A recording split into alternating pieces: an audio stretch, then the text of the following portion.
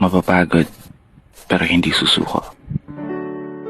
Alam mo ba na may dalawang uri ng pagod na pwede mong madama?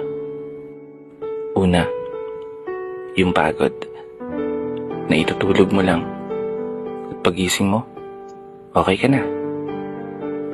Pero may isang uri ng pagod na talagang kakaiba. Yun ay ang pagod na hindi nadadaan sa pahinga. Isang pagod na magpapahiwatig kung gaano kabigat ang mga problema mong daladala. Pagod na magpapanginig ng mga luha sa mata.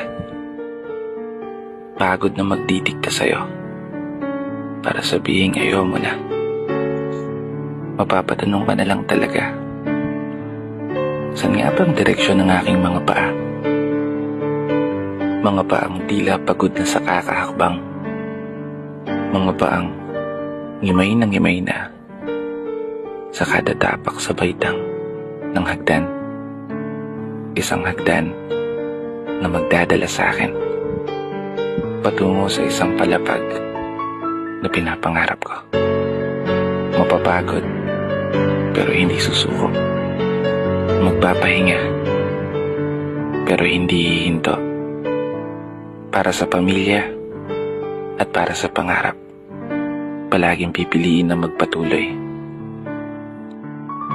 Kasi alam mo, kung ang pagod ay kapalit ng magandang kinabukasan, wala kang dahilan para sukuan ng pagod.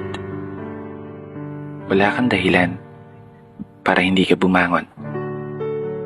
Wala kang dahilan para tuluyang magpalamon sa pagod na magbibigay sa iyo ng mga hamon at pagsubok na susukat sa iyong katatagan at kagustuhang makaahon, kagustuhang umasenso at kagustuhang magtagumpay at tuluyang makamtan yung magandang buhay na gusto mong mapasakamay.